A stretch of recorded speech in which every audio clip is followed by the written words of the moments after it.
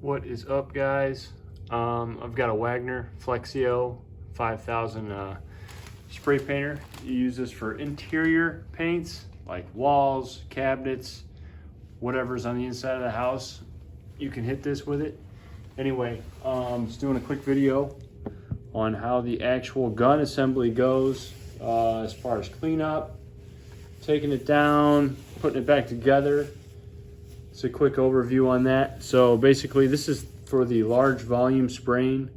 This nozzle right here, it actually has another one that's smaller for more finer work. And I'll show you that right here. This is the smaller, fine, small job sprayer that attaches. Anyway, I'm not using that. I'm using a big one to do these large cabinets. So basically, this is the brains of the operation. You'll want to take the actual nozzle here after you've cleaned it off. You want to, there's this little, see this is the thing that actually lets the paint by. So you want to line that up with the little, make sure it goes together perfectly, okay? You'll push that in there like that. Once that seats down, you'll secure it with this black ring. Go ahead and screw that on. You don't want to over tighten it, it's plastic, it'll break. And then you have the yellow plastic piece that snaps on over. I believe this helps it focuses the air going in. This is the control with the paint with your trigger here. That pops over. Make sure it really snaps over on the edge. See, like this didn't go all the way over, so you really want to push it down all the way. Flip this over, and I'm gonna spray. It goes like this. So, and when I hold my gun, I hold it down like this. Get it back in the angle there. I hold it down like this, so I want the paint that's being drawn up. Gravity takes effect, so I position it like this for the best results, so you're not like starving the gun for paint. So you push that up, connect that up in there, and then basically just screws onto your canister.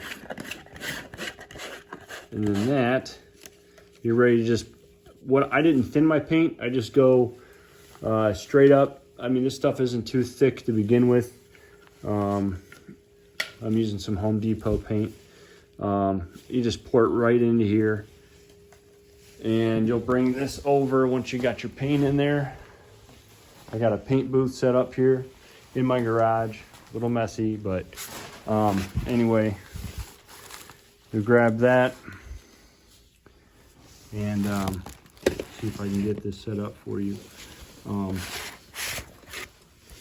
This is how you control all the flow coming out of this gun. So you'll go ahead and screw this on like that. You got your paint, you're ready to go. You can control it like this. You flip it on with your hand and you control the paint release with the trigger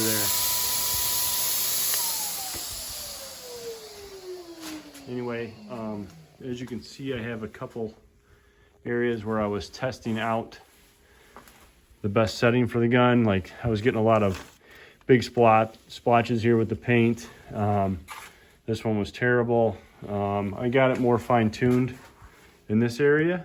So the specific settings for just regular, pretty much wall paint, what I have it on is, so the specific settings that I have for spraying my cabinets, which you see here, is the wide nozzle. There's a focused one right here. I found best for me, it works right here on the wide angle. And then I always have it facing so I can work side to side, not up and down. So I spray side to side on my project. And then I have, you see that? I have it all the way, as much airflow as you can. So you're atomizing that paint as much as possible. And then I also have my lockout on the trigger for the flow at a 3. So that allows me to get this kind of nice little even fine mist as opposed to this big blotchy splat job over here. This is where I first started out. I don't know what the settings were on that, but for the settings on the wide nozzle, number 3 paint flow, I guess that is, and the highest amount of air flow, you'll get this for a regular wall paint that's not been, it hasn't been thinned at all. You're going to get this kind of a pattern right here. See, I was still fine-tuning it here. I was still getting splots. You want to just mess around with your rig until you come up with something that's nice and even like this, so you're not going to get a bunch of paint slab or a bunch of paint blobs all over your project. So you come out with it with I didn't sand these down, but as you can see, this needs another coat, which I will do. But you know, preliminarily, it's coming out pretty good. You can still see that wood grain a little bit after a second coat. That's really going to even out, but you kind of catch the glistening off that wood right there, nice and smooth. But here's a better shot of it. See how that's perfectly smooth. You just see the wood grain. After a second coat, that'll all be gone. So anyway, that's the Wagner Flexio 5000. Not too bad of a gun. I'm happy with it so far. I think it cost, what was it, like $200 from Menards, plus a 11% mail-in rebate. So it's not too bad of a deal, you know, if you get it off like 190 or so.